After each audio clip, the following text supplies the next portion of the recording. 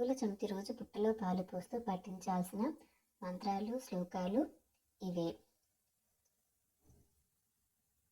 పుట్టలో పాలు పోసేటప్పుడు స్మరించవలసిన నామాలు: ఓం అనంతనాగాయ నమః, ఓం వాసుకీనాగాయ నమః, ఓం శేషనాగాయ నమః, ఓం పద్మనాభనాగాయ నమః, ఓం కంబలనాగాయ నమః, ఓం శంఖపాలనాగాయ నమః, ఓం ధృతరాష్ట్రనాగాయ నమః, ఓం తక్షకనాగాయ నమః, ఓం కాలనాగాయ నమః, ఓం కర్కోటకనాగాయ నమః.